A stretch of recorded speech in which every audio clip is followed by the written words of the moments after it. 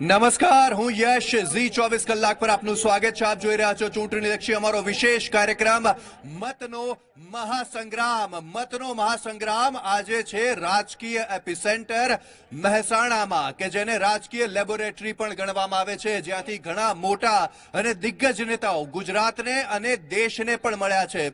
અને તેથી જ અહીંયા મુદ્દાઓ પણ ઘણા મોટા છે. કયા કયા મુખ્ય મુદ્દાઓ છે? પક્ષ પલટાનો પણ એક મોટો મુદ્દો છે. રાજકીય ઘણા બધા મુદ્દાઓ છે, ઘણા દાવપેચ છે, કાવા દાવા છે. તમામ મુદ્દે ચર્ચા કરીશું. અહીંયાના લોકોના શું સવાલ છે તે પણ જાણીશું.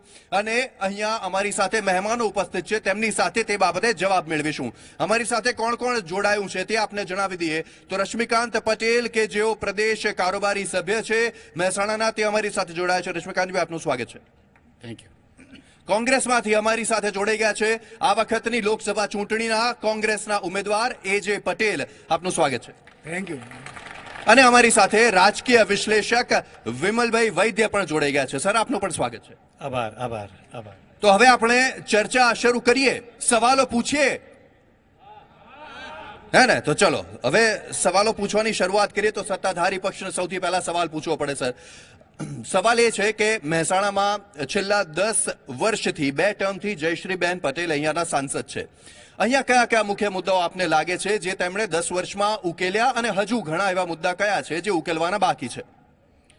મહેસાણાની અંદર એમણે જે કેન્દ્રના પ્રશ્નો હોય એમાં રેલવેના પ્રશ્નો ઉકેલ્યા. રેલવેના બ્રોડગેજના પ્રશ્નો, બ્રોડગેજ નવી લાઈન નાખવાની, એનું ઇલેક્ટ્રિફિકેશન, પછી બીજાની અંદર રેલવે સ્ટેશન અત્યાધુનિક બનાવડાવ્યું. મહેસાણાની અંદર તેઓ ONGCની અંદર પહેલાં જે ખેડૂતોને ઓછા ભાવ મળતા, જેની જમીનના એ 3 ગણા એમના શાસનકાળની અંદર તબક્કાવાર 700ના 1600, 1600ના 2400 સુધી તબક્કાવાર એમણે કરાવ્યા. આ બધી એમની ટેલિફોનની અંદર એમણે નવા આખા ટેલિફોન એક્સચેન્જો, જે ગામડાઓની અંદર નવી ઓપ્ટિકલ ફાઇબર લાઈનો, કે જે સેન્ટ્રલને લગતા પ્રશ્નો છે એ બધા જ પ્રશ્નોની અંદર ખૂબ જ રસ લઈ અને કામગીરી કરી. જી, ચલો, કોંગ્રેસના ઉમેદવાર AJ પટેલ અમારી સાથે છે. આપની પાસે તે જાણવા માંગીશું કે જે કહ્યું અમારી સાથે રશ્મિકાંતભાઈએ કે આટલા કામો થયા, તેમાં એક મોટો મુદ્દો હતો ONGC વાળો, કે જેમાં જમીનના 3 ગણા ભાવ પહેલા કરતા મળતા થયા છે.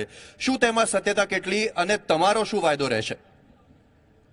મારા ભારતીય જનતા પાર્ટીના મારી સાથે આવેલા મિત્રે જે 3 મુદ્દા કહ્યા કે 10 વર્ષ દરમિયાન આ મહેસાણાના સાંસદે 3 કામો કર્યા. એક તો રેલવેની વાત કરી. આ દેશમાં કાશ્મીરથી કન્યાકુમારી અને કલકત્તાથી કટક સુધીનો આખા દેશમાં રેલવે આ કોંગ્રેસે કરેલી છે. હવે કદાચ 5 કિલોમીટર કે 10 કિલોમીટરની લાઇનનો જો બ્રોડગેજ કર્યું હોય અને કાંઈક એવો ફેરફાર કર્યો હોય તો એ કંઈ મોટી ધાર મારી નથી. મિત્રો નોંધી લો, આ વેસ્ટર્ન રેલવેની લાઈન બોમ્બેથી શરૂ કરીને અહીં જયપુર સુધી આપણી વેસ્ટર્ન રેલવે છે. આ વેસ્ટર્ન રેલવે ટોટલી આ ઉત્તર ગુજરાતમાં પસાર થાય છે. એનું હેડક્વાર્ટર મુંબઈથી હજી આ મિત્રો હજી મહેસાણા કે અમદાવાદમાં લાવી શક્યા નથી. લોકોની માગ છે ગુજરાતના લોકોની માગ છે કે રેલવેનું હેડક્વાર્ટર સેન્ટરમાં અમદાવાદમાં હોવું જોઈએ, એ હજી સુધી લાવી શક્યા નથી. વાત થઈ મહેસાણા ONGC પ્રોજેક્ટમાં. મિત્રો નોંધી લો તમે, આ ONGC પ્રોજેક્ટ વર્ષોથી છે, 50-60 વર્ષથી. આ પ્રોજેક્ટની અંદર મને ખ્યાલ છે, હું આ જિલ્લાના અધિકારી તરીકે ઉદ્યોગ ખાતામાં આવેલો ત્યારે મને જે તે વખતે કોંગ્રેસની સરકારે મને આ રિક્રુટમેન્ટ બોર્ડની અંદર મારી નિમણૂક કરેલી. હું પહેલી વખતે રિક્રુટમેન્ટમાં ગયો. 3 ગણા ભાવ મળે છે. સર, મારી વાતો પણ પહેલા રિક્રુટમેન્ટમાં ગયો ત્યારે એક પણ મહેસાણા જિલ્લાનો એમ્પ્લોયી આ ONGCના પ્રોજેક્ટમાં નહોતો. ત્યારે અત્યારે હાલ તમે જુઓ, તમામ લોકોને આપણે રોજગારી આપી છે. જમીનની વાત કરો છો તમે, 3 ગણા ભાવની વાત કરો છો. મિત્રે કહ્યું 3 ગણા ભાવ થયા. આ મહેસાણા જિલ્લાની જમીન હું અહીં આગળ 76 હતો ત્યારે 20,000 ને 25,000 વીઘો હતો. અત્યારે 5 ને 10 કરોડ રૂપિયા વીઘો છે. કેટલા ગણા થઈ ગયા? અને હિસાબ મારો એ અત્યારે એનો ભાવ કેટલા છે? 3 ગણા. જી ચલો વિમલભાઈ, જે ઓએનજીસી દ્વારા જે જમીનનું સંપાદન કરવામાં આવે છે, ખેડૂતોની ઘણી તકલીફ હોય છે તેમાં કે પૂરતા ભાવ નથી મળતા, કેટલી સત્યતા? આજે પણ પરિસ્થિતિ એવી જ છે. ઘણા બધા ખેડૂતોને એ બાબતનો બહુ મોટો અસંતોષ છે. હજુ પણ નથી મળતું કે 30 વર્ષથી આ બધા કોર્ટ મેટર બધી સબજુડિસ છે, એના હજુ ચુકાદાઓ નથી આવતા અને ખેડૂતોને ઘણા બધા પૈસા મળવા જોઈએ એવી અપેક્ષા છે. પણ હજી સુધી જયશ્રીબેન પાસે એ અપેક્ષા હતી કે આ જે જમીન સંપાદનના જે મુદ્દાઓ છે એને એ ઉકેલી શકશે, કારણ કે ઓએનજીસીની કમિટીમાં પણ જયશ્રીબેન હતા. પણ સમાવ એમને આ ભાવ વધારી આપ્યા કે આ બધું થઈ શક્યું, કદાચ ખેડૂતોને એમને કેટલોક સંતોષ આપ્યો છે એ વાત ચોક્કસ છે. પણ બીજા સામે પક્ષે બીજો મુદ્દો એ છે કે જે જમીનો સંપાદિત થયેલી હતી અને એને જે મેટરો સબજુડિસ હતી, મહેસાણા ડિસ્ટ્રિક્ટ કોર્ટે ઓએનજીસીને સીલ કરવા સુધીના ચુકાદાઓ આપવા પડ્યા, ઓએનજીસીની ઓફિસ સીલ કરવા સુધીના ચુકાદાઓ આપવા પડ્યા અને એ હજુ નથી મળી શક્યા, ખેડૂતો સુધી નથી પહોંચ્યા એ લાભ, એ વાત નક્કી છે. જી ચલો, જમીનના ભાવના મુદ્દે તો અહીંયા ઘણા લોકોને અસંતોષ તો છે જ, પણ સાથે જ ખેડૂતોને તે પણ અસંતોષ છે કે ઓએનજીસી વાળા ઘણી વખત ખેડૂતોની પરમિશન વગર તેમના ખેતરમાં આવી ખાડા ખોદી જાય છે, તેમના બોર તેના કારણે ફેલ થાય છે. લેન્ડ એક્વિઝિશન એક્ટના પ્રોવિઝન મુજબ એ કેન્દ્ર સરકારનું ક્ષેત્ર છે અને સરકારને ડાયરેક્ટ સત્તા છે. અત્યારે નવા લેન્ડ એક્વિઝિશન એમેન્ડમેન્ટ એક્ટ આવેલું છે, એમાં પરમેનન્ટ એક્વિઝિશનમાં માર્કેટ વેલ્યુ કરતા 4 ગણા પૈસા આપવાનું નક્કી કરેલું છે અને એ પ્રમાણે પૈસા ચૂકવાય છે. પણ ખેડૂતોની માંગ રહેતી હોય છે કે જંત્રી મુજબ તેમને ભાવ મળવા જોઈએ. જંત્રીથી પણ વધારે ભાવ મળે છે અને મારું તો એ પૂછવું છે કે છેલ્લા 10 વર્ષમાં કોંગ્રેસની સરકાર હતી એ વખતે ગુજરાતના આપણા મહેસાણાના ક્રૂડ રોયલ્ટીના 8,000 કરોડ રૂપિયા કેન્દ્ર સરકાર આપતી નહોતી. નરેન્દ્રભાઈની સરકાર આવ્યા પછી આપણે 8,000 કરોડ રૂપિયા ગુજરાતને મળ્યા છે. ચલો, ખેડૂતો આપણા દેશની કરોડરજ્જુ છે ખેડૂતો, અને જો તેમને આ રીતે હેરાનગતિ થતી રહેશે તો કેવી રીતે આપણો દેશ આગળ આવશે? ખેડૂતો જોડેથી અત્યાર સુધી જમીન લઈને આ ભાજપ સરકારે અદાણી અંબાણીને જ વેચી મારી છે. જી, ફક્ત ઓન પેપર આ યોજનાઓ બતાવવામાં આવે છે, ખેડૂતો સુધી કોઈ યોજના પહોંચી નથી. 5 રૂપિયાનું કામ થાય અને 5,000 રૂપિયાની તો જાહેરાતો કરે છે. જાહેરાતો સિવાય કઈ નથી, ફક્ત ને ફક્ત જાહેરાતો જ કરી છે, મોટી. માત્ર કાગળ ઉપર વાતો છે, માત્ર કાગળ પર વાતો છે. શું કહેશો બેન? મારે એક જ વસ્તુ કહેવી છે કે મહેસાણામાં જે 5 લાખે 1 વીઘો મળતો હતો, આજે નરેન્દ્ર મોદી સાહેબના લીધે આજે એ 1 વીઘાનો 5 લાખની જગ્યાએ 5 કરોડ થઈ ગયા છે. તો એ વિકાસ જ છે, એ વિકાસ જ છે. પણ જી શું કહેશો? વિકાસ ચોખ્ખે ચોખ્ખો દેખાય છે ને. આટલો ભાવ વધારો થયો છે તો પછી ખેડૂતોને તો જમીનોના પૈસા મળી જ રહે છે ને, તો વિકાસ જ છે ને. ખેડૂતો જેટલા રૂપિયા માંગે છે તેમની જેટલી માંગ હોય છે તેટલા રૂપિયા મળી રહે છે. પહેલી તો વાત, મોદી સાહેબ 2014માં કોંગ્રેસના રાજમાં જે કપાસનો ભાવ 1,400 રૂપિયા મળતો હતો અને કહેતા હતા 2,000, તો એ 2,000 છો જ્યાં. બીજું, લાખવડ ગામની અંદર ગૌચરની જમીન વેચી અને હાલ પેટ્રોલ પંપ બનાવવાની એમાં ભાજપના કાર્યકરો સામેલ છે. જી જણાવશો. મારે એ કહેવું છે કે સરકારે કરોડોના ખર્ચે કેનાલો બનાવી છે, પણ આજની તારીખની અંદર તમામ કેનાલોની અંદર પાણી નથી. એ ખરી વાસ્તવિકતા છે. જી ચલો, કેનાલોમાં પાણી નથી, ખેડૂતોને સિંચાઈ માટે પાણી નથી મળતું અને કપાસના ભાવ, આ બે મુખ્ય મુદ્દા ઉભા થયા ખેડૂતોના પ્રશ્ને વાત કરતા. શું કહેશો રશ્મિકાંતભાઈ તે બાબતે? જો પહેલું તો તમને હું વાત કરું કે મારા વડીલ શ્રીએ એવું કીધું કે ઓએનજીસી છે એ 50 વર્ષથી હતી. આ બધા લોકો એમ કે છે કે ભારતીય જનતા પાર્ટીએ સંપાદન કરીને ભાવ નથી આવતા, એટલે એ લોકો જ એમ કે છે કે નરેન્દ્ર મોદીના શાસનમાં જ ઓએનજીસી ડેવલપ થઈ છે. 45 વર્ષમાં એ લોકોએ કાંઈ નથી કર્યું, કારણ કે એ જો 50 વર્ષમાં થઈ હોય તો એમણે પણ જમીન સંપાદન કરી હોત, પણ ના, મોદી સાહેબે સંપાદન કરી એટલે 5 જ વર્ષમાં ઓએનજીસી ડેવલપ થઈ. બીજું, જે ખેડૂતો માટે ઉત્તર ગુજરાતના ખેડૂતોને કડી બાજુથી બારોબાર નર્મદાની કેનાલ પસાર થતી, નરેન્દ્રભાઈ મોદી અને નીતિનભાઈ નાયબ મુખ્યમંત્રી બન્યા ત્યારે સુજલામ સુફલામ યોજના એ ઉત્તર ગુજરાત અને મહેસાણા, તમે અહીંથી જાઓ ને તો દેલા ક્રોસ કરો એટલે સુજલામ સુફલામ યોજના, અહીં ભાંડુ જોડે સુજલામ સુફલામ યોજના, પેલી બાજુ જાઓ તો વિસનગર રોડ થી આગળ જાઓ તો પણ સુજલામ સુફલામ. આ યોજનાઓ કોના માટે બનાવી? ભાજપ સરકારે બનાવી, 3400 કરોડ રૂપિયાના ખર્ચે બનાવી. આ બધી જ ખેડૂતો માટે બનાવી. કોઈ પણ ખેડૂતને પૂછો. બીજું કે જ્યારે દુષ્કાળની પરિસ્થિતિ હોય ત્યારે ખેડૂતોને અને પશુધનને પીવા માટે પાણી ના હોય, એ માટે આ સરકારે હમણાં 3 વર્ષ પહેલા એ વિધાનસભાની ચૂંટણી પહેલા બધી પાઇપલાઈનો દ્વારા તળાવો ભરવાની યોજના પણ ભારતીય જનતા પાર્ટીની ગુજરાત સરકાર માન્ય નીતિનભાઈ અને વિજયભાઈના નેતૃત્વમાં આવ્યું. એની અંદર પણ 1800 કરોડ રૂપિયાની પાઇપલાઈન નખાણી અને ટૂંક સમયમાં બધા જ તળાવો ભરવાની કામગીરી ચાલુ થવાની છે. અને ગયા વર્ષે પણ ભરાયા હતા, અગાઉ પણ ક્રમશઃ ભરાયા હતા. આ બધા મિત્રો છે ને એ ઇટલીના ચશ્મા જોઈને જોવે છે એટલે એમને દેખાતું નથી.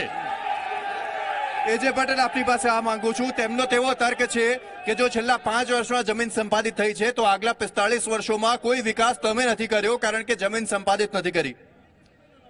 જમીન સંપાદનની વાત તો પ્રોજેક્ટમાં જરૂરિયાત હોય તો થાય છે, વર્ષોથી થાય છે.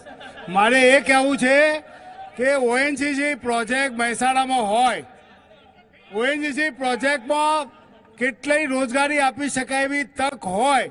અહીં મહેસાણા જિલ્લાનો વિવાન માન્ય વડાપ્રધાન છે દર વર્ષે 2 કરોડ રોજગારી આપવાની લાલચ આપી શક્યા નથી. અહીં જોગવાઈ ઓએનજીસી પ્રોજેક્ટમાં રોજગારી આપવાની છે, ત્યાં આગળ રોજગારી આપવાના બદલે આઉટસોર્સિંગથી રોજગાર માણસો લેવામાં આવે છે અને કોન્ટ્રાક્ટ બેઝ ઉપર આખું કામગીરી કરવામાં આવે છે અને તમારા ડ્રાઇવિંગની ગાડીઓનો પણ કોન્ટ્રાક્ટ બેઝ ઉપર કરવામાં આવે છે.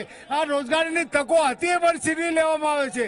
આ જિલ્લાની રોજગારી યુવાનોને ટોટલી બેરોજગાર બનાવી દીધા છે. એટલું જ નહીં, ખેડૂતોને બેહાલ બનાવે છે. કારણ કે ખેડૂતોની જમીનો ગઈ છે, એમના બાળક ફરજિયાત નિયમ હતો કે જેની જમીન ગઈ હોય એના કુટુંબના બાળકોને રોજગારી આપવાની હતી, નોકરી લેવાના હતા, એને પણ પાલન થયું નથી. એમના લોકોને પણ નોકરી અને ધંધામાં મદદરૂપ થવાનું પાલન થયું નથી. જે વિસ્તારમાં આ પ્રોજેક્ટ છે, કુવાઓ છે, એ ગામના વિકાસના કામો પણ પ્રોજેક્ટમાં મદદરૂપ થવાનું હતું, એના થયા નથી. એટલું જ નહીં, આ ઓએનજીસીના પ્રોજેક્ટની અંદર એ આટલો બધો ખાડે ગયો છે કે અત્યારે 70% ઓએનજીસીની રીગો કોન્ટ્રાક્ટ ઉપર ચાલે છે, ઓએનજીસીની ચાલતી જ નથી. ચલો, વિમલભાઈ, સવાલ તે છે કે ઓએનજીસીમાં રોજગારી ઉત્પન્ન નથી થતી, કોન્ટ્રાક્ટ બેઝડ કર્મચારીઓ મતલબ કે પરપ્રાંતિયોને નોકરી મળે છે. કેટલી સત્યતા? બધી જગ્યાએ અત્યારે કોન્ટ્રાક્ટ બેઝ કર્મચારીઓ જ હોય છે. આઉટસોર્સિંગથી મોટા પાયે કામ ચાલે છે અને બહુ મોટો પ્રશ્ન એ છે કે ઉદ્યોગ ક્ષેત્ર હોય કે હવે તો ગવર્મેન્ટમાં પણ કોન્ટ્રાક્ચ્યુઅલ ભરતીઓ થવા માંડી છે. 11 મહિનાના કરાર આધારિત ભરતીઓ થાય છે. આઉટસોર્સિંગથી બહુ મોટા પાયે કામ ચાલે છે અને આ કંઈ આજનું નથી થતું. આ 2005થી અને 2004 પછી તો કેન્દ્ર સરકારે પણ, જ્યારે મનમોહન સિંહની સરકાર હતી, એમને જ આ પેન્શન બંધ કરેલું છે. એટલે એ બધી બાબત છે નહીં કે એમાં આ પક્ષનો વાંક છે કે આ પક્ષનો વાંક છે. તો આપણે વાત કરતા હોય અમેરિકન અર્થતંત્ર સાથે હરીફાઈ કરવાની, તો અમેરિકન અર્થતંત્રને પણ આપણે જોવું પડે. ત્યાં મોટા ભાગે આવા કોન્ટ્રાક્ચ્યુઅલ બેઝ ઉપરના જ કર્મચારીઓ હોય છે. એટલે કંઈ આ કંઈ થઈ રહ્યું છે, કોન્ટ્રાક્ચ્યુઅલ બેઝ ઉપરની ભરતી થઈ રહી છે કે અસલામત કર્મચારીઓને અસલામતી અનુભવાય છે, એ કંઈ નવી વાત નથી. કારણ કે જો બહુ સલામતી આપી એના કારણે આપણે તો વહીવટી તંત્રને લગભગ નિષ્ક્રિય બનાવી દીધું. અહીંયાના સ્થાનિકોને કેટલી રોજગારી મળે છે? સ્થાનિકોની રોજગારી જો ઓએનજીસીમાં હોય કે બીજી બધી જગ્યાએ સ્થાનિકોની રોજગારી, સ્થાનિકોનો માટે એક બહુ મોટો પ્રશ્ન એ છે કે મજૂરી કરવાની તૈયારી કેટલા લોકોની છે. આપણે ત્યાં તકલીફ એ છે, આપણે ત્યાં બહુ મોટો પ્રશ્ન એ છે કે આપણે બધાને સાહેબ થવું છે. જમીનનો ભાવ 5 કરોડ રૂપિયા આવે છે, વીઘો વેચી દઈશું અને દુકાન કરીશું, મજૂરી નહીં થાય. આપણે ત્યાં મોટા ભાગ, અને જો ઓએનજીસીમાં બીજી જે ભરતીઓ થાય છે બહુ જાહેરમાં થાય છે, એની જાહેરાતો આવે છે, એની ભરતી પ્રક્રિયા થાય છે, ભરતી પ્રક્રિયા પછી એમાં ઓપન ચેલેન્જ હોય છે, એમાં કોઈ પણ માણસ આવી શકે, એમાં મહેસાણાનો પણ આવી શકે, બહારનો પણ આવી શકે. અને જે બીજી નીચલા લેવલની ભરતીઓ છે એ કોન્ટ્રાક્ચ્યુઅલ બેઝ ઉપર થાય છે અને એમાં લગભગ સ્થાનિક માણસો હોય જ છે. મતલબ જે મોટા લેવલ પર છે તેમાં પરપ્રાંતિયો થોડી સંખ્યા વધારે હોય છે. જી, પરપ્રાંતિયોને રોજગારી વધારે મળે છે, અહીંયાના સ્થાનિકોને રોજગારી નથી મળતી. મારા મિત્ર એજે પટેલે મારે એટલું કહેવું છે કે અઠવાડિયે પહેલા 3 પેપરમાં હતું, તમે જોઈ લો, અને કેટલી જગ્યાએ નોકરી મળી છે ઓએનજીસી ની. અને એ પોતે મારા મિત્ર એજે પટેલ છે ને, એ જયશ્રીબેનના 15 દિવસ પહેલા વખાણ કરતા હતા મારા રૂબરૂ કે જયશ્રીબેનને બહુ સારા કામ કર્યા છે, અને આજે એવું કેમ બોલે છે? જી, તમે શું કહેશો? સ્થાનિકોને કેટલી રોજગારી મળે છે? આજે તમે મહેસાણા જિલ્લામાં જાઓ તો તમારે કડિયા મજૂર, ખેત મજૂર જોઈતા હોય તો 500 રૂપિયા 1000 રૂપિયા પણ મજૂર નથી. કારણ કે મહેસાણા જિલ્લાનો મજૂર, મહેસાણા જિલ્લાનો યુવાન એકદમ સક્ષમ છે અને એટલું કમાય છે કે કોઈ મજૂરી કરવાવાળો માણસ તમને નથી મળતો. નહીં. તેનું કારણ તેમણે કહ્યું કે અહીંયાના નહીં, માત્ર ગુજરાતના લોકોને મજૂરી નથી કરવી, તેથી તે પરિસ્થિતિ છે. એવું નથી. ગુજરાતનો કાર્યકર એજ્યુકેટેડ છે, ભણેલો ગણેલો છે, અને એન્જિનિયર થી માંડીને બધી કક્ષાએ મોટી સારી પોસ્ટો પર નોકરી કરે છે. એમને મહેસાણા મજૂર તરીકે નોકરી. ચલો ઠીક છે, યુવાનો પાસેથી જાણીએ. શું કહેશો? સાહેબ, આ મોદી સાહેબે 2014માં વાયદો કર્યો હતો કે દર વર્ષે 2 કરોડ રોજગારી આપશું. રોજગારી આપવા પર નિષ્ફળ ગયા. એની જગ્યાએ એમ કહે છે કે તમે પકોડા તરો, અને હવે નવો વાયદો નવું લાવે છે કે તમે ચોકીદાર બનો. જો ગ્રેજ્યુએટ વિદ્યાર્થી ચોકીદાર બનશે તો શું આ રીતે યુવાનોના છે દિવસ આવશે? જી, પણ અહીંયાના સ્થાનિકોને કેટલી રોજગારી મળે છે? જે કહી રહ્યા છે કે એન્જિનિયર્સ છે તેથી તેઓ મજૂરીના કામ નથી કરવા માંગતા. હું ભાજપ સરકાર નહીં કહેવા માંગુ છું કે જનધનના મારા ગામમાં 200 ખાતા ખોલાયા છે, એ 15 લાખ રૂપિયા ક્યારે આવવાના છે? અને એક બીજી વાત, મહેસાણા સિવિલ હોસ્પિટલની અંદર આ નકલી ડોક્ટરની ભરતી કરવામાં આવે છે. હમણાં જ નકલી એક ડોક્ટર પકડ્યો હમણાં. જી, તો નકલી ડોક્ટરની ભરતી પર તેની સાથે જી આપ શું કહેવા માંગો છો રોજગારી બાબતે? આ કોંગ્રેસના ઉમેદવાર એજે પટેલ સાહેબને નોલેજમાં નથી, પરંતુ આ જ્યારે રેલવે અહીંયા નખાય ને, તો જ્યારે ભારતમાં અંગ્રેજોનું શાસન હતું ને, એ વખતે 60% રેલવે લાઈનો અંગ્રેજોના શાસનકાળમાં નખાયેલી છે. કોંગ્રેસે રેલવે લાઈનો નથી નાખેલી. મતલબ કોંગ્રેસે કંઈ કર્યું જ નથી આટલા વર્ષોમાં? કોંગ્રેસે કર્યું છે, પણ હવે એમાં તો કોંગ્રેસો જ્યારે રેલવેનો ભંગાર વેચાતો હતો ને, ત્યારે એ ભંગારમાં પણ એમને ભ્રષ્ટાચાર કરેલો છે. ચલો, રોજગારી બાબતે તમે શું કહેશો? સર, રોજગારી માટે જે પ્રવક્તા વાત કરી રહ્યા છે, હેમચંદ્રાચાર્ય યુનિવર્સિટીમાં આઈટીઆઈ કરેલા લોકોને ઇન્ટર્નશીપમાં સ્ટાઇપન્ડ આપવામાં આવે છે, અને એની ડાયરેક્ટ ભરતી મારુતિ સુઝુકીમાં કરવામાં આવે છે. એ રોજગારીની વાત કરતા તો ખોટી છે.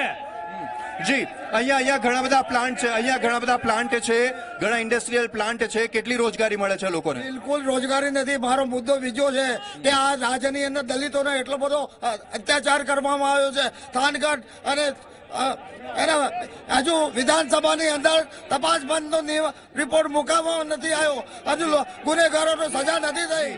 તે બાબતે પણ જઈશું. પણ પહેલા રોજગારી વાળો મુદ્દો આખો પતાવી લઈએ. રોજગારી મુદ્દે જી જણાવશો, શું કહેશો? યુવાન છો, બોલો. બોલશો નહીં તો કેમનું ચાલશે? બોલો. પીએચડી વાળા પણ અત્યારે ભ્રષ્ટાચારના કારણે પીએચડી થયેલા પણ અત્યારે પટાવાળામાં ભરવા જાય છે ફોર્મ. એટલે ભ્રષ્ટાચાર જ થાય છે નવરો. જી, તો રોજગારીનો મુદ્દો મોટો ઉઠી રહ્યો છે. જી જણાવશો, આપ શું કહેવા માંગો છો? હું વિપક્ષ પક્ષના ભાઈઓને એટલું જ કહેવા માંગુ છું કે આપ કાન ખોલીને સાંભળી લો. આ દેશમાં 2 સ્થાન ક્યારેય અટવાના નથી. એક છે હિમાલય અને બીજું છે પ્રધાનમંત્રી શ્રી નરેન્દ્રભાઈ મોદી. માટે બધી જ એમની અડચણો છોડી દો. જી, રોજગારી મુદ્દે હવે નેતાઓ સાથે વાત કરીએ. લોકો સાથે વાત કરી. નેતાઓ શું કહી રહ્યા છે રોજગારી બાબતે? જણાવશો સાહેબ, શું કહેશો રોજગારી બાબતે? જો રોજગારીની બાબત કહું તો પીએફ એકાઉન્ટની વેબસાઇટ ઉપર છેલ્લા વર્ષે 19 લાખ કરતા પણ વધારે પીએફ એકાઉન્ટ ખોલ્યા. પીએફ એકાઉન્ટ ખોલે એને નોકરી મળી હોય તો જ ખોલે. બાજુમાં વિવેચક તરીકે જે ભાઈ છે, એ કોલેજના પ્રોફેસર છે, એમને પૂછો કે 1 મહિના પહેલા મહેસાણા કોલેજની અંદર પણ જુદી ઇન્ડસ્ટ્રીઝોને બોલાવી આ વિસ્તારના વિદ્યાર્થીઓને નોકરી આપી. સરકારે આવા દરેક જિલ્લામાં કેમ્પ કરી સરકારી નોકરીઓ અપાવી. મહેસાણા જિલ્લાની અંદર મારુતિનો પણ છે પ્લાન્ટ, એમાં પણ હજારોને નોકરી મળી. બીજું કે આ કોંગ્રેસનું રાજ હતું ત્યારે ક્લાસ 3 અને 4 ની અંદર ઓએનજીસીમાં સ્થાનિક લોકોને નોકરી નથી. યુનિયનના મિત્રોએ, મહેસાણાના મિત્રો, મજદૂર સભાના લોકોએ અને બીજા યુનિયન વાળાઓએ અમને ધારાસભ્ય તરીકે નીતિનભાઈને અને સંસદ સભ્ય જયશ્રીબેનને કીધું ગુજરાત સરકાર મારફતે કેન્દ્ર સરકારમાં અને બધે મોકલી પરિપત્ર કર્યો. અને છેલ્લા 15 દિવસ પહેલા તમે પેપરમાં જુઓ તો સ્થાનિક લોકોને નોકરી માટેની એડવર્ટાઇઝમેન્ટ આવી અને એ એડવર્ટાઇઝની અંદર સ્થાનિક જુદા જુદા Ankleshwar unit, Baroda unit, Mehsana unit, આ લોકોને ક્રમશઃ નોકરી આલવા માટેની ભરતી પ્રક્રિયા ચાલુ થઈ. હવે એમની ઓપન એક્ઝામ લેવાશે અને ભરતી મળશે. વિમલભાઈ, આપની પાસે આ માંગુ છું. તેમણે એક પ્રમાણ આપ્યું કે ભાઈ પીએફ એકાઉન્ટ આટલા બધા ખુલ્યા, રોજગારી મળી હશે ત્યારે જ ખુલ્યા હશે ને. શું તેને એકમાત્ર પ્રમાણ ગણી શકાય રોજગારીનું? PF account okay. હવે આમાં થાય છે શું ખબર છે કે આ જીએસટી અને આ બધા જે નવા નવા નિયમો અને નવી જે સિસ્ટમ આવી એના કારણે એને કંપનીઓને એના એમ્પ્લોઈઝના ખર્ચા બતાવવા માટે હવે બહુ છુપાવવાની જગ્યાઓ ના રહી. એટલે એમને ફરજિયાતપણે એમ્પ્લોઈઝનો ખર્ચ બતાવવા માટે 3 યુનિટો ચાલતા હોય. ઘણી વખત પહેલા નિયમ એવો હતો કે 20 થી વધારે કર્મચારી હોય તો એમને તો જ પીએફ એકાઉન્ટ ખોલવું પડે. હવે કંપનીઓ વાળા કરતા હતા એવું, નાના નાના યુનિટ હોય એટલે 19-19ના 3 યુનિટ બનાવી દે એટલે એને પીએફ એકાઉન્ટમાંથી છટકબારી મળી જાય. પણ હવે પરિસ્થિતિ એવી સર્જાણી કે તમારે 2 નંબરના પૈસા કે 2 નંબરનો ધંધો થઈ શકતો નથી એટલે 3 યુનિટ ચલાવવા અઘરા પડે છે. તો 3 યુનિટમાંથી જે માણસો એમાંથી 2 યુનિટ બંધ કરવા પડે, 1 ચાલુ રાખવાનું છે. તો એનામાં જેટલા છૂટા થાય એટલા તો કરી દેવાના અને જે વધે છે એમને જે એક જ યુનિટમાં સમાવવા માટે 30 થી વધારે કર્મચારીઓ થઈ જાય, એમના પીએફ એકાઉન્ટ ખોલાવવા સરળ બની જાય. એટલે એવી બધી કંપનીઓના લગભગ ઘણા બધા એકાઉન્ટ આ વખતે ખોલ્યા છે. બાકી એક વાત નક્કી છે કે રોજગારીમાં છેલ્લા કેન્દ્ર સરકારની સંસ્થાએ આંકડા આપ્યા છે કે 45 વર્ષમાં સૌથી વધારે મોટી બેરોજગારી અત્યારે છે. એટલે એને તમે છુપાવી શકો નહીં. સાહેબ, તમે કીધું, મેં પૂછ્યું પીએફ એકાઉન્ટ કેમ ખુલે છે અને તેને રોજગારીનું પ્રમાણ માની શકાય કે નહીં, તેનું કારણ તેમણે આપ્યું. પણ પટેલ સાહેબ, અહીંયા સવાલ એક ઉભો થાય છે કે અહીંયા મારુતિનો પ્લાન્ટ છે. અલ્પેશ ઠાકોર 2 થી 3 વખત આવ્યા, તેમણે વિરોધ કર્યા, ત્યારબાદ કંઈ આગળ ન વધ્યું, વિરોધ શમી ગયો. તો શા માટે વિરોધ શમી ગયો? ઉદ્યોગ ખાતાના અનુભવી અધિકારી તરીકે હું જણાવું કે કોઈ પણ ઉદ્યોગને જે કંઈ મદદો આપવામાં આવે છે એની પહેલી શરત છે કે 85% રોજગારી સ્થાનિક લોકોને આપવાની હોય છે. આજે કોઈ પ્રોજેક્ટના ગુજરાતમાં કોઈ પ્રોજેક્ટમાં સ્થાનિક લોકોને 85% રોજગારી મળી નથી. એટલે સ્થાનિક લોકોના આગેવાનો અલ્પેશ ઠાકોર જેવા આ હેઝિટેશન કરી અને આ વિરોધ કરે છે. મારે મિત્રો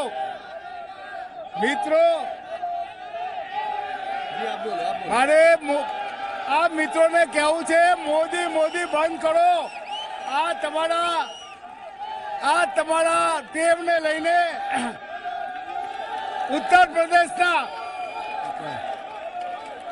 પ્રદેશના મુખ્યમંત્રી યોગી પોતે હવે મોદી સેના પર આવી ગયા છે. આ દેશની સેનાને પણ મોદી સેના બનાવી દીધી છે, જેનો વિરોધ આજના કેન્દ્રીય મંત્રી અને ભૂતપૂર્વ સેનાપતિએ પણ કર્યો છે.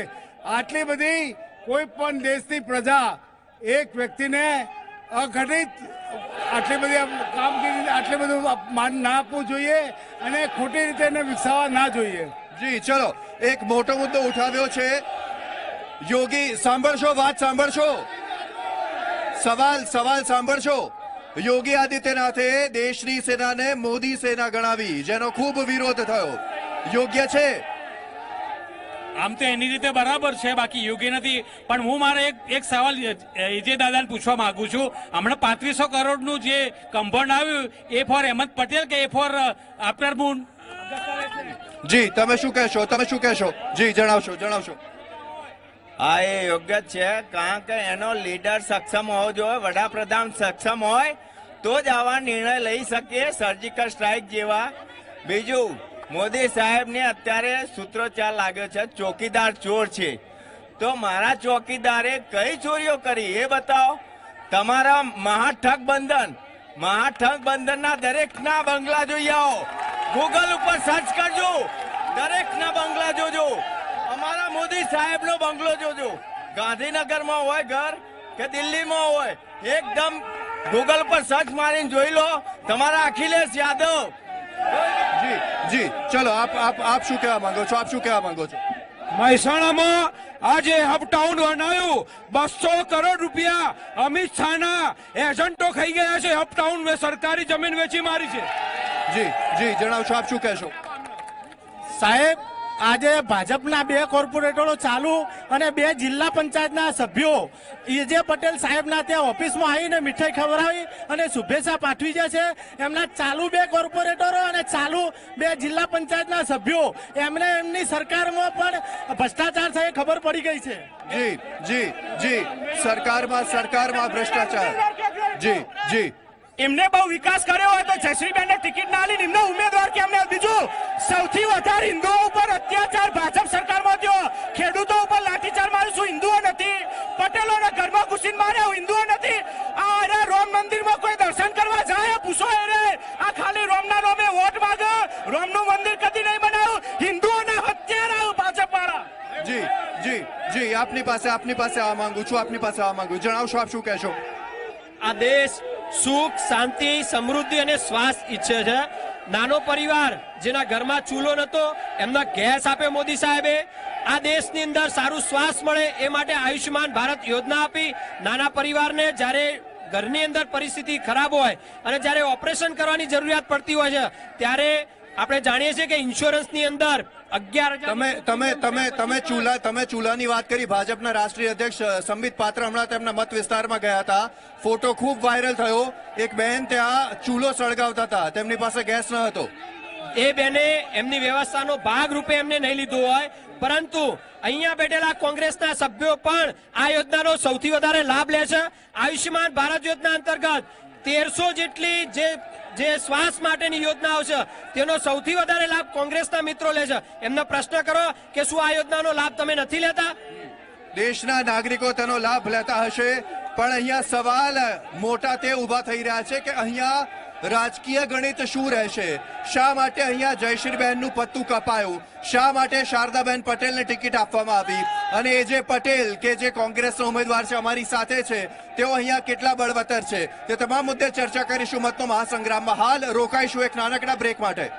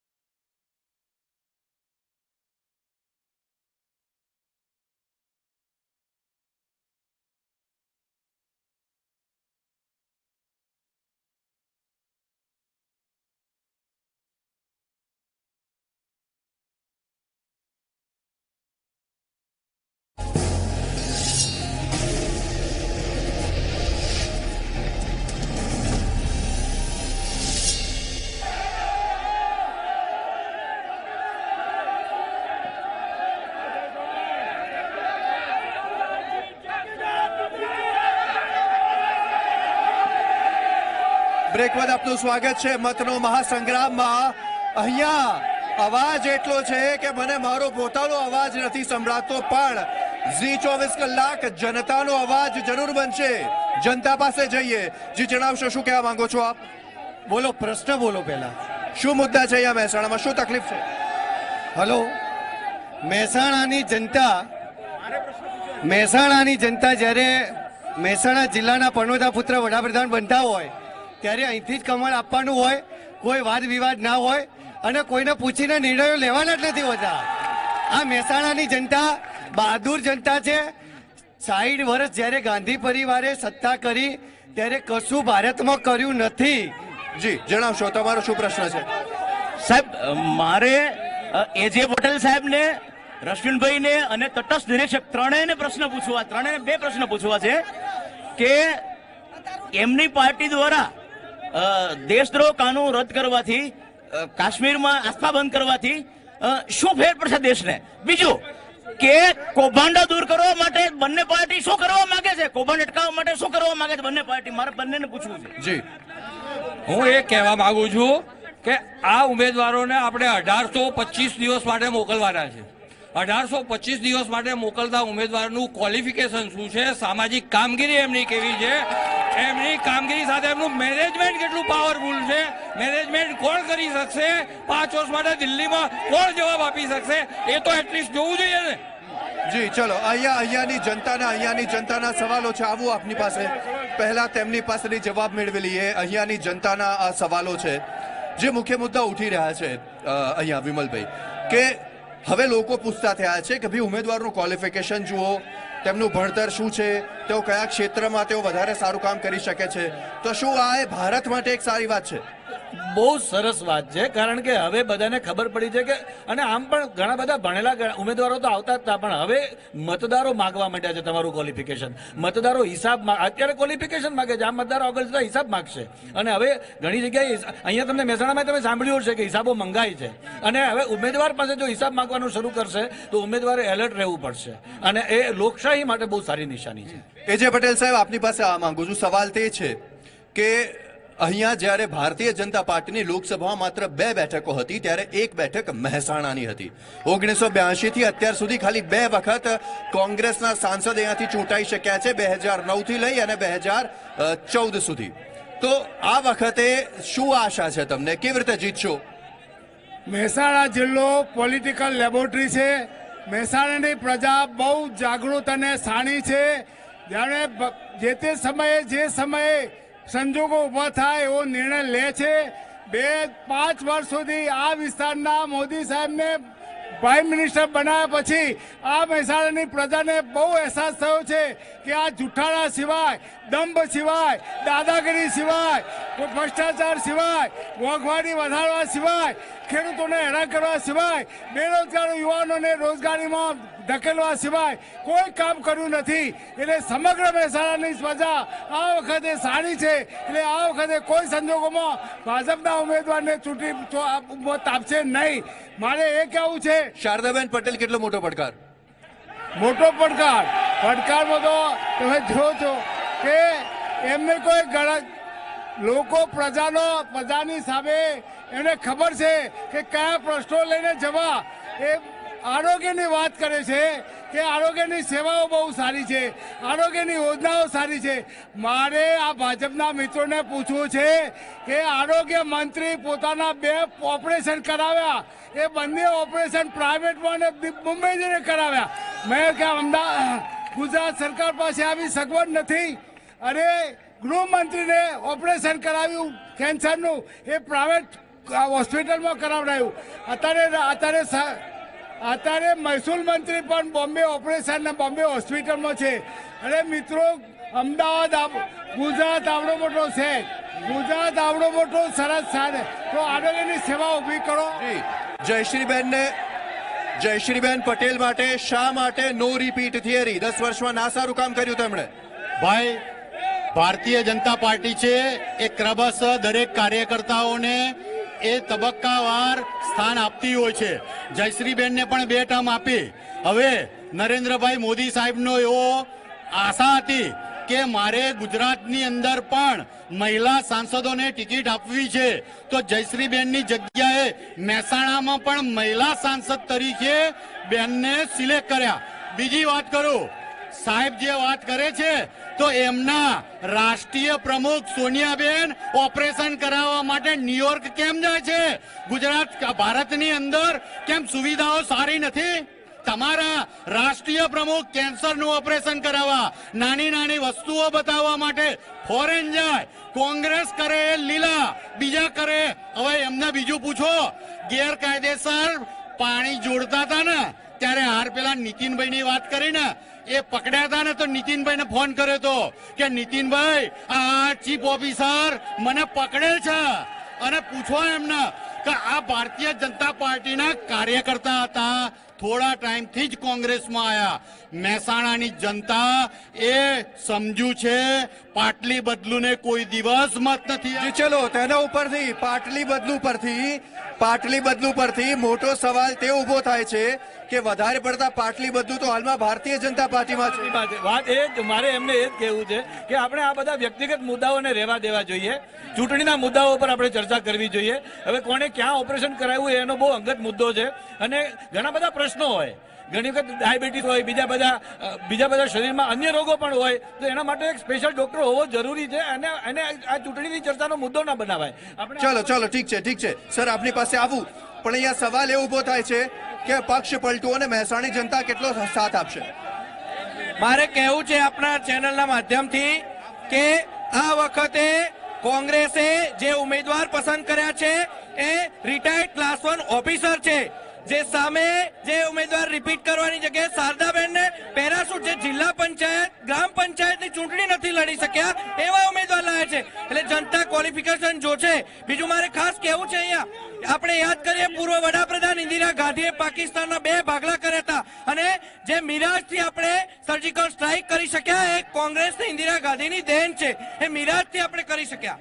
જી પક્ષ પલટુઓને કેટલો સાથ આપશે મહેસાણી જનતા? પક્ષ પલટુઓની વાત આ લોકોએ કરી, એમાં 11 અમારા લઈ જઈ અને અમને ઉમેદવાર બનાવવા પડ્યા છે. બીજી વાત મારે કહેવી છે કે આ બિલકુલ વિકાસની વાતો કરતા લોકો, ખેડૂતો પાણી માગે એટલે કે પાકિસ્તાન, બેરોજગારો રોજગારી માગે એટલે કે પાકિસ્તાન, પછી મહિલાઓ સુરક્ષા માંગે એટલે પાકિસ્તાન. એમની જોડે કોઈ મુદ્દો જ નથી, માત્ર લોકોને ભડકાવી, ધાર્મિક લાગણીઓ દુભાવી અને મત લેવાની વાત. જી અહીંયા પક્ષ પલટુઓ મહેસાણાથી ઘણા બધા, મહેસાણામાં આશાબેન પટેલ મોટા નેતા કોંગ્રેસ છોડી અને ભારતીય જનતા પાર્ટીમાં આવ્યા. ઊંઝા પેટા ચૂંટણીના તેઓ ઉમેદવાર છે. સવાલ તે છે કેટલો તેમને સાથ મળશે? કોંગ્રેસમાં તેમને સ્વતંત્રતા નહોતી, તેમને કોઈ ગણતું નહોતું, એટલા માટે બેને એમના સમાન માટે પાર્ટી બદલી છે અને ભારતીય જનતા પાર્ટીમાં તેમને ઉમેદવારી કરી. કાલે તમે જો મીડિયાના માધ્યમથી જોયું હોય તો હજારોની સંખ્યામાં ઊંઝા વિધાનસભાનું ફોર્મ ભરવા માટે ટેકેદાર સાથે ફોર્મ ભર્યું છે. અને આજે તમે જોઈ શકો છો કે જે સટ્ટા બજારમાં પણ મહેસાણા લોકસભા અને ઊંઝા વિધાનસભા એ બે ભારતીય જનતા પાર્ટી જીતે છે. સાહેબ, હવે લોકો કેટલા ભેગા થાય છે તેના ઉપર તો ભરોસો જ નથી રહેતો, કારણ કે લોકો તો ગમે ત્યાં ભેગા થાય. જણાવશો આપ શું કહેશો? પક્ષ પલટાને કેટલે અહીંયા આ વખતની ચૂંટણીમાં મુદ્દો બનશે અથવા તો તે ફેક્ટર પ્રભાવિત રહેશે? ચોક્કસ મહેસાણાની જનતા બહુ શાણી છે, એ સમજી વિચારીને નિર્ણય કરશે. આ દેશ વર્ષોથી સોનાની ચીડિયા કહેવાતો હતો, આ કોંગ્રેસે લૂંટી અને ભિખારી કરી નાખ્યો છે. નેશનલ ઓલાદ કેસની અંદર છેલ્લા 50 વર્ષથી દર મહિને 15 કરોડ રૂપિયા ભાડું લેવાતું હતું. એ કોના ગુજામાં જતું હતું? અને સોનિયા ગાંધી વર્લ્ડની 4થા નંબરની અમીર વ્યક્તિ બને છે પોલિટિક્સમાં. એ પૈસા ક્યાંથી આવ્યા? કોંગ્રેસ એનો જવાબ આપે. જી પક્ષ પલટાની વાત કરીએ. કોઈ એક તરફી ડિબેટ નથી ચાલતી સાહેબ, મહેરબાની કરીને આક્ષેપો ન કરશો. પક્ષ પલટાની વાત કરીએ તો સવાલ તે ઉભો થાય છે કે શું ભારતીય જનતા પાર્ટી પાસે સારા ઉમેદવાર કે સારા નેતા ન હતા કે કોંગ્રેસમાંથી લાવવા પડ્યા? ભાઈ, મહેસાણાના તો જે ઉમેદવાર છે એ વર્ષોથી ભારતીય જનતા પાર્ટી સાથે સંકળાયેલા છે. આશાબેન પટેલ ઊંઝા પેટા ચૂંટણી. આશાબેન પટેલ જ્યારે કોંગ્રેસના ધારાસભ્ય હતા અને કોંગ્રેસે એમને માન ના આપ્યું, એટલે એમણે જ્યારે રાજીનામું આપ્યું ત્યારે કારણ આપ્યું કે કોંગ્રેસની અંદર મારું માન સન્માન જળવાતું નહોતું, એટલે હું રાજીનામું આપીને આવી છું. અને એ રાજીનામું આપીને આવ્યા પછી શ્રેષ્ઠ નેતૃત્વને એવું લાગ્યું હશે કે આશાબેનને ફરી મોકલીએ, ત્યારે એમણે ટિકિટ આપી હશે. અને ભારતીય જનતા પાર્ટી જ્યારે કોઈ પણ કાર્યકર્તાને ટિકિટ આપે છે ત્યારે વિસ્તારના ગામડાઓની અંદર લોકોનામાં સર્વે કરે છે, તો એ વિસ્તારના લોકોએ આશાબેનના તરફી એ સહાયકતા અને એમની તરફેણ કરી હશે, એટલે ભારતીય જનતા પાર્ટી એમને સ્વીકારી અને ટિકિટ આપી છે. સાહેબ, રાજકીય સમીકરણોની થોડી વાત કરી લઈએ. રાજકીય સમીકરણોની વાત કરીએ તો કયા મુખ્ય રાજકીય સમીકરણો રહેશે? કારણ કે એક તરફ આશાબેન પટેલને જ્યારે ઊંઝાથી ટિકિટ આપવામાં આવી તો ભાજપમાં 2 જૂથ પડી ગયા છે, કોંગ્રેસમાં પણ પરિસ્થિતિ ડામાડોળ છે, ઘણા વર્ષોથી કોંગ્રેસ જીતતી નથી આવતી. શું રાજકીય સમીકરણો રહેશે? એક વાત બહુ સ્પષ્ટ છે કે મહેસાણા લોકસભા સીટ માટે કોંગ્રેસ અને ભાજપ બંને પાસે પ્લસ અને માઇનસ પોઈન્ટ છે. ભાજપ પાસે બહુ મોટો પ્લસ પોઈન્ટ જો કોઈ હોય તો એનો કાર્યકરોનો માઇક્રો લેવલનો પ્લાનિંગ છે. એક પેજ પ્રમુખ સુધી નાના સ્થળ સુધી પહોંચી શકે છે. કોંગ્રેસ પાસે કાર્યકરોનો અભાવ છે. એક એજે પટેલ સાહેબ આ વખતે આવ્યા છે ઉમેદવાર તરીકે, ત્યારે કંઈક થોડો કાર્યકરોમાં સંચાર દેખાય છે, પણ એ એમનો સૌથી મોટો માઇનસ પોઈન્ટ છે. જૂથવાદ એ કોંગ્રેસની સૌથી મોટી તકલીફ છે. ભાજપમાં જૂથવાદ નથી એવું નથી, ભાજપમાં જબરજસ્ત જૂથવાદ છે, પણ ચૂંટણીની વાત આવે છે અને જ્યારે એક વખત ઉમેદવાર ડિક્લેર થઈ જાય પછી જૂથવાદ સપાટી ઉપર નથી આવતો. એ ગમે એમ કરીને દબાવી દેતા હશે, ડરાવતા હશે, ધમકાવતા હશે, શિસ્તની કોઈ પણ કરતું કરતા હશે, પણ જૂથવાદ ચૂંટણીમાં દેખાતો નથી. એટલે ભાજપ પાસે બહુ મોટો પ્લસ પોઈન્ટ છે. હા, સરકાર એમની છે એનો એક પ્લસ પોઈન્ટ પણ રહેશે, પણ સૌથી મોટો પ્લસ પોઈન્ટ કોંગ્રેસ પક્ષે એ રહેવાનો છે બેરોજગારીનો મુદ્દો બહુ મોટો છે. અને ભાજપ પાસે સૌથી મોટો પ્લસ પોઈન્ટ રહેવાનો છે એ રાષ્ટ્રવાદનો મુદ્દો. એજે પટેલ સાહેબ, તમારી પાસે આવવા માંગુ છું. 84 સમાજમાં તમારું ખાસું તેવું પ્રભુત્વ છે. ઘણા બધા લોકોએ પણ મને આ વાત કહી, પણ જે વાત અહીંયા વિમલભાઈએ કહી કે પક્ષમાં જૂથવાદ પણ એક ખૂબ મોટો મુદ્દો છે, કેવી રીતે તેને ખાળશો? આજની તારીખે કોંગ્રેસમાં કોઈ જૂથવાદ નથી. મને મારી ઉમેદવારીમાં કર્યા પછી કોઈ પાર્ટીના જૂના કાર્યકરોએ પણ મારી સાથે નારાજગી કરી નથી. મારી સાથે ઉમેદવારી કરનાર તમામ ઉમેદવારો પણ મારી સાથે છે અને મારામાં વિશ્વાસ મૂકીને કામ કરે છે. આ ભ્રામક વાતો છે. ભાજપમાં જૂઠું બોલવું, જોરથી બોલવું અને વારંવાર બોલવું, આ એમનો નીતિ છે અને લોકોને ભરમાવા સિવાય કશું છે નહીં. મારા મિત્રએ કહ્યું કે આશાબેનને કોંગ્રેસમાં માન ન મળ્યું એટલે ભાજપમાં આવ્યા. અને ભાઈ, આ એજે પટેલને રાજ્યના ઉદ્યોગ કમિશનર તરીકે 6 વર્ષ સર્વિસ બાકી હતી અને આજ ભાજપના નેતાઓએ સર્વિસ છોડાવી અને ટિકિટ આપવાનું વચન આપ્યું અને છેલ્લા દિવસે ફરી ગયા હતા. આ જ પાર્ટી છે અને મને ટિકિટ આપી નહોતી. જી, તો અહીંયા મુદ્દો તે પણ ઉઠી રહ્યો છે, પણ સાથે સાથે થોડી ઊંઝા વિધાનસભા પેટા ચૂંટણીની પણ વાત કરી લઈએ. આશાબેન પટેલ મહિલા ઉમેદવાર છે અને તેમની સામે છે મોતીલાલભાઈ પટેલ. કેટલી તેનાથી અસર પડશે? પહેલા તો આ બીજેપીના ભાઈઓને કેવું છે કે અમારા કોંગ્રેસના ઉમેદવાર હાજર હોય તો તમારા બીજેપીના ઉમેદવાર કેમ હાજર નથી રહેતા? કેમ એમને હું જ નથી પડતી? તો એ અત્યારે આવી શકતા નથી તો પછી તો એ શું કરશે અને ચૂંટણી કેવી રીતે લડશે? એમને હું જ ના હોય તો ટિકિટ લેવાય જ નહીં. જી, જણાવશો. ત્રણ મુદ્દા હું મારા મિત્ર ભારતીય જનતા પાર્ટીના મિત્ર જોડે પૂછવા માંગુ છું. એક, તમે નોન કરપ્ટેડની વાત કરો છો તો ગુજરાતમાં તમારી જ્યારથી સરકાર સ્થાપિત થઈ ત્યારથી લોકપાલ કેમ નિયુક્ત નહીં? રાષ્ટ્રીય લેવલે તમે દિલ્હીમાં કેન્દ્રમાં જ્યારે સત્તા પર આવ્યા તો લોકપાલ નહીં, અહીંયા લોક આયુક્ત નહીં, અને તમારે કહેવાનું કે ખાતો નથી, ખાવા દેતો નથી. બીજી વસ્તુ, સર્જિકલ સ્ટ્રાઇક થઈ, અમારી ભારતીય સેનાએ પાકિસ્તાનના અંદર ઘૂસીને જે પાકિસ્તાનના છક્કા છોડાવી દીધા, એની માટે સમગ્ર ભારત દેશના નાગરિકને ગર્વ છે. પણ હું આપના માધ્યમથી એવું પૂછવા માંગુ છું, જે સુખોઈ હતું એ સુખોઈ ભારતીય જનતા પાર્ટી નહીં કોંગ્રેસ લાવી હતી. આપના માધ્યમથી હું એ પણ પૂછવા માંગુ છું કે સાહેબ, નરેન્દ્રભાઈનો કે કોઈ મંત્રીનો કાફલો નીકળતો હોય ને તો એક કૂતરું પણ વચ્ચે ઘૂસી શકતું નથી. સેનાના કાફલા વચ્ચે 300 કિલો આરડીએક્સ કઈ રીતે ઘૂસ્યો એ પણ એક મુદ્દો છે. અહીંયા મુદ્દો તે ઊભો થાય છે કે મહેસાણામાં મ્યુનિસિપાલિટી કોંગ્રેસની છે, ઠીક છે, તેમ છતાં મહેસાણાના ઘણા સ્થાનિક પ્રશ્નો છે, તળાવનો પ્રશ્ન છે કે પછી સ્ટેડિયમ બનાવવાનો પ્રશ્ન છે, હજી સુધી હલ નથી થયો. શા માટે? જે વિસ્તારમાં કોંગ્રેસની સત્તાઓ આવી છે, જિલ્લા પંચાયત, તાલુકા પંચાયત, નગરપાલિકા, આ સરકારે કિન્નાખોરી રાખી અને કોંગ્રેસની પંચાયતોને કાબૂમાં રાખવા માટે, એમના વિકાસ ના થાય એટલા માટે બધા જાતના નિયમો લાયા છે. જિલ્લા પંચાયત અને તાલુકા પંચાયતમાં એને થતા હતા એને હમણાં સરકારે બંધ કરાવી દીધા છે. એટલે આ રીતે કિન્નાખોરી રાખીને કોંગ્રેસને બદનામ કરવાનો સરકારનો પ્રયત્ન છે. જી, અહીંયા મ્યુનિસિપાલિટી કોંગ્રેસ મ્યુનિસિપાલિટી અહીંયા કોંગ્રેસની છે અને તેઓ કહી રહ્યા છે કે કિન્નાખોરી રાખી અને બજેટ નથી ફાળવાતું, જેથી કામ નથી થતા. કોંગ્રેસ પાર્ટી વાળા અંદર નગરપાલિકામાં લડવામાંથી ઊંચા આવતા નથી, શહેરનો વિકાસ થતો નથી, કશું કરતા નથી, અંદરમાંથી લડે છે, પ્રમુખ પદ માટે લડવાનું ચાલુ રાખે છે, કોઈ વિકાસ મહેસાણાનો કરતા નથી. આ નીતિનભાઈ સાહેબનો વિકાસ છે કે મહેસાણામાં તમે જોઈ શકો છો. જી, જણાવશો. હું મહેસાણા મ્યુનિસિપાલિટીમાં કાઉન્સિલર છું. આ કોંગ્રેસ આવી છે, 3 વર્ષમાં એમણે 4 પ્રમુખ આપ્યા. 3 વર્ષમાં 4 પ્રમુખ કેમ થયા? એમની અંદરની ખેંચતાણ સિવાય કઈ કામ થતું નથી. શહેરની પ્રજા તાહીમામ છે અત્યારે. જી, અમારા લોકલાડીલા નાયબ મુખ્યમંત્રીએ મહેસાણા જિલ્લામાં 200 કરોડના પ્રોજેક્ટ પાસ કર્યા છે. આ લોકોએ ખાવા સિવાય કઈ ધંધો જ કર્યો છે. જી, 200 કરોડના પ્રોજેક્ટ પાસ થયા, તેમ છતાં કોઈ કામ ન થયું. શા માટે? નીતિન પટેલનું ભારતીય જનતા પાર્ટીમાં આટલું બધું અપમાન કેમ કરવામાં આવે છે?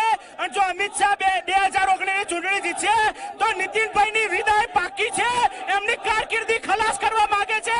હું ટીવી માધ્યમથી કહું છું કે અમિત શાહને હરાવો, નીતિનભાઈને બચાવો.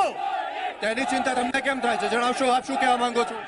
ઇતિહાસમાં પહેલીવાર એવું થશે કે મુખ્યમંત્રીની સામે કોઈ ફોજી ચૂંટણી લડશે. ઇતિહાસનો પ્રથમવાર આ બનાવ બનશે. કોઈ ફોજીને કેટલી તકલીફ પડે છે ત્યારે તે એની સામે ઉમેદવારી પત્ર બધે ચૂંટણી લડતો હશે. જી, ચલો આગળ વધીએ. નેતાઓ સાથે વાત કરીએ.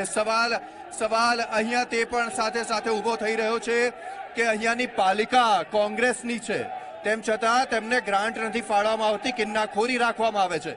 જો મહેસાણા નગરપાલિકાને આખા ગુજરાતની અંદર 80-20ની જે યોજનાઓ કે એમને સોસાયટીની અંદર સીસી રોડ બનાવવા હોય તો આખા ગુજરાતમાં સૌથી વધારે શહેરી વિકાસ તંત્રએ મહેસાણા નગરપાલિકાને ગ્રાન્ટ આપી.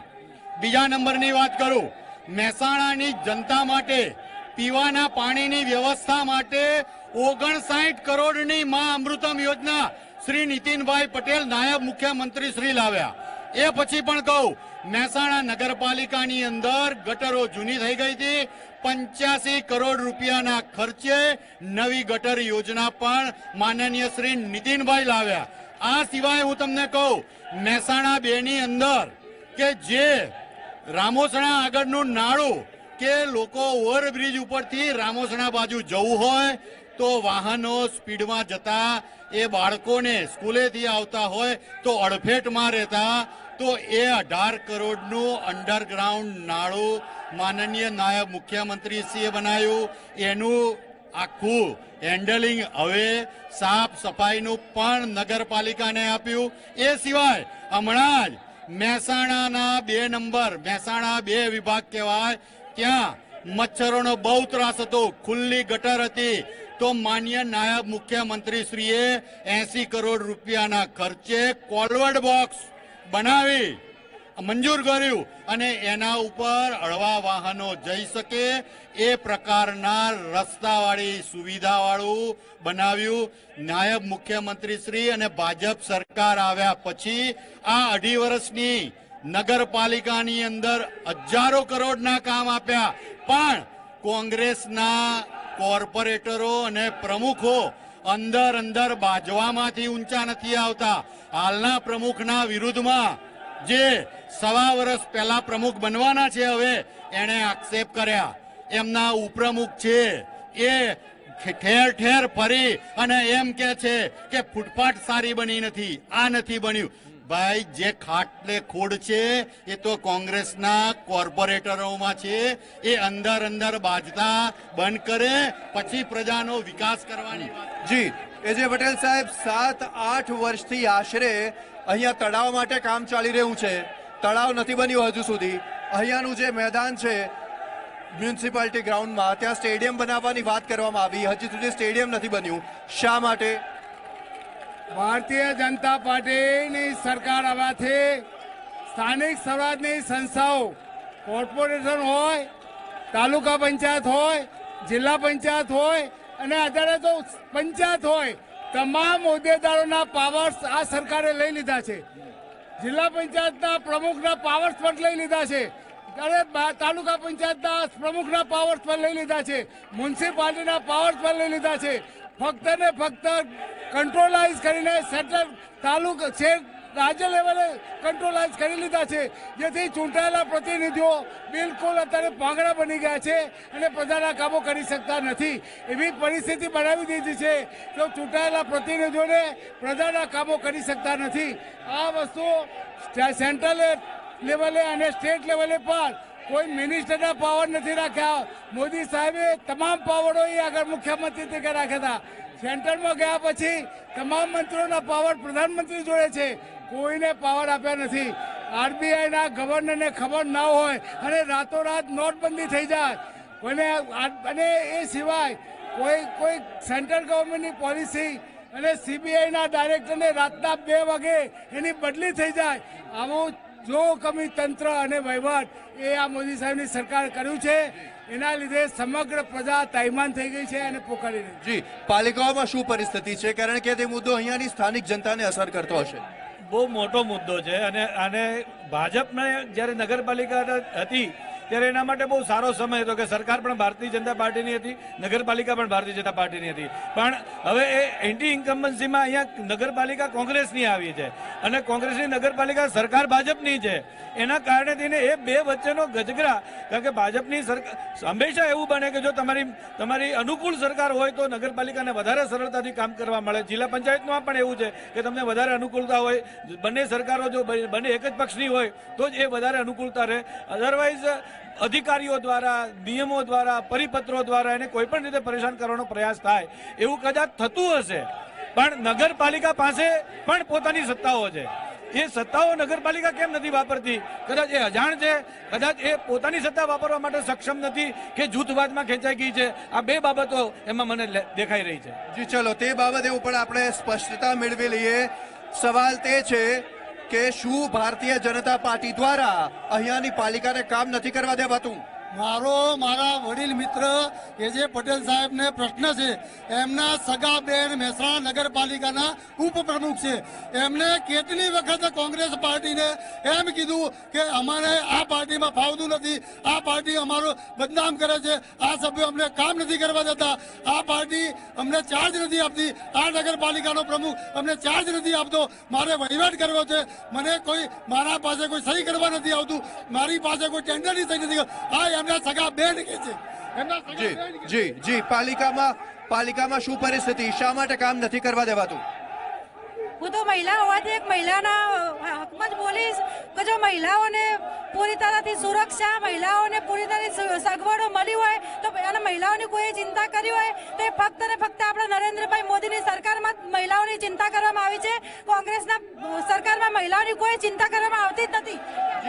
જી અહીંયા સવાલ તે પણ ઉભો થઈ રહ્યો છે કે અહીંયાની પાલિકામાં કોંગ્રેસમાં જૂથબંધીના કારણે કામ નથી થઈ શકતા.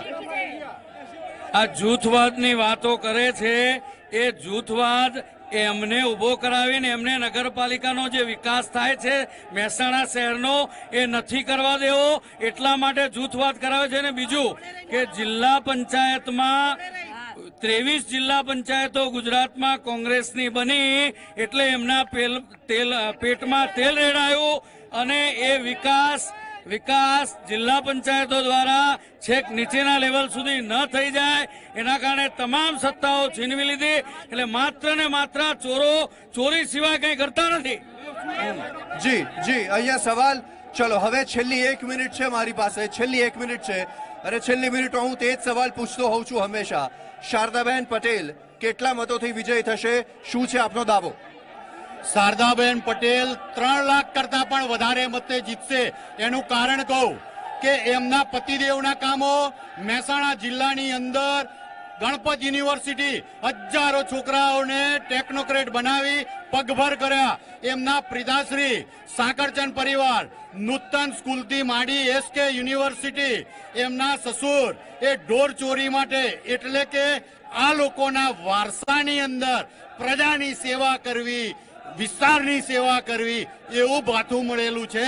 અમારા ઉમેદવારને અમારે ક્યાંય ઓળખાવાની જરૂર નથી.